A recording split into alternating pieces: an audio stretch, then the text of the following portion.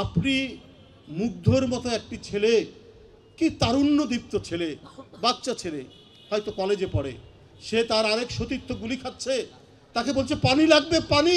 আপনি যে মুগ্ধকে হত্যা করতে পারেন, যে আবু সাইদ রংপুর বেগম রোকেয়া বিশ্ববিদ্যালয়ের ছেলে, যার বুকের পাঞ্জাবি ছিঁড়ে দাঁড়িয়ে ওই পুলিশের বুলেট বরণ করেছে, তাকে হত্যা করতে পারেন। আজ আপনি নাফিজের মতো ছেলেকে হত্যা করতে পারেন। আজকে চিন্ময় গ্রেপ্তার হয়েছে বলে আপনি আজকে কুমিরের কান্না কাঁদছেন, ক্রোকোডাইল টিয়ার্স আপনার চোখ দিয়ে পড়ছে। এইটার জন্য আপনি কি পুরস্কার পাবেন ভারতের কাছ থেকে?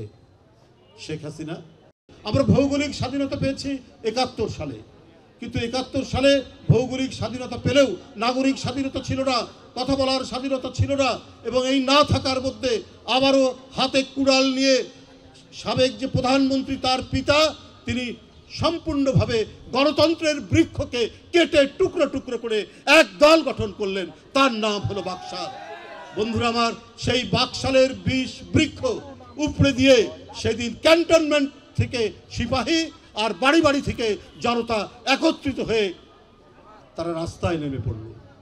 ৭ই নভেম্বরের চেতনা ছিল যে সার্বভৌমত্ব রক্ষা করা, স্বাধীনতা রক্ষা করা আর গণতন্ত্রকে পুনরুদ্ধার করা, প্রতিষ্ঠিত করা।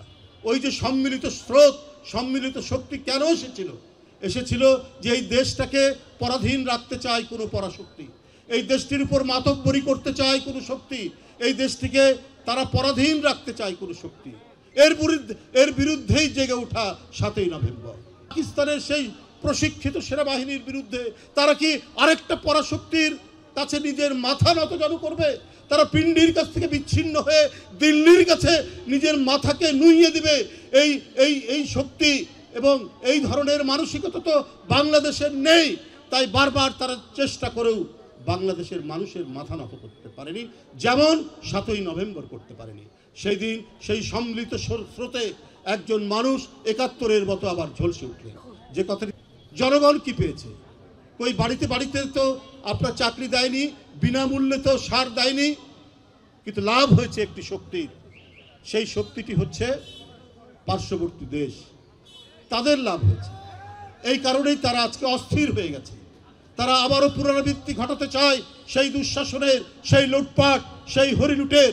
আপনারা জানেন কি ভয়ঙ্কর রূপ এই ১৫ বছর গেছে। আপনারা আজকে দেখলাম একটা স্টেটমেন্ট এসছে শেখ হাসিনার, যে চিন্ময়কে গ্রেপ্তার করার ব্যাপারে উনি অত্যন্ত দুঃখ প্রকাশ করে তার মুক্তি দাবি করে একটা স্টেটমেন্ট আমি আজকে গণমাধ্যমে দেখলাম। আপনার চিন্ময় গ্রেপ্তার হয়েছেন দেশের প্রচলিত আইন অনুযায়ী। হঠাৎ করে এই ইসকন নামে একটি সংগঠন, তাদের বিভিন্ন তৎপরতা দেখা গেল। সেই তৎপরতার মধ্যে সে দায়ী দেশকে, ওই যে কথাটি এখানে বলেছেন স্যার, যে অস্থিতিশীল করার জন্য যত রকমের পদ্ধতি নেওয়া দরকার সেটা করা হচ্ছে বিভিন্নভাবে, সেটার মধ্যে একটা বিষয়। তো এখন কথা হলো যে আপনি মুগ্ধর মতো একটি ছেলে, কি তারুণ্যদীপ্ত ছেলে, বাচ্চা ছেলে, হয়তো কলেজে পড়ে, সে তার আরেক সতীর্থ গুলি খাচ্ছে, তাকে বলছে পানি লাগবে পানি। আপনি যে মুগ্ধকে হত্যা করতে পারেন, যে আবু সাইদ রংপুর বেগম রোকেয়া বিশ্ববিদ্যালয়ের ছেলে, যার বুকের পাঞ্জাবি ছিঁড়ে দাঁড়িয়ে ওই পুলিশের বুলেট বরণ করেছে, তাকে হত্যা করতে পারেন।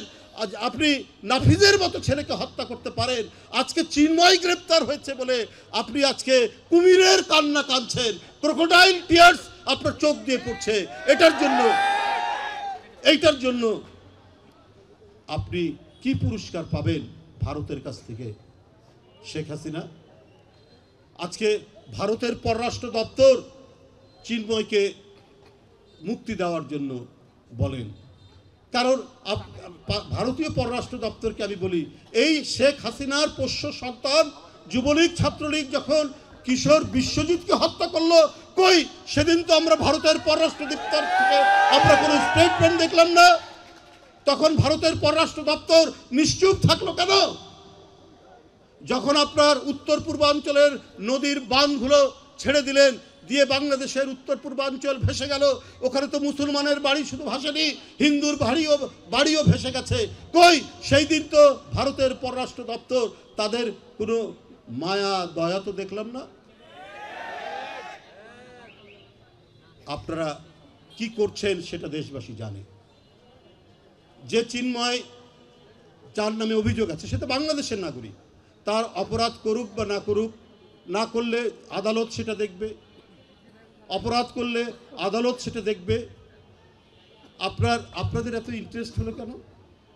এখানে তো গত আন্দোলনে 2000-এর মতো শিশু, তরুণ, কিশোরকে নির্বিচারে হত্যা করলো যে শেখ হাসিনা, তাকে আপনারা সেখানে আশ্রয় দিলেন।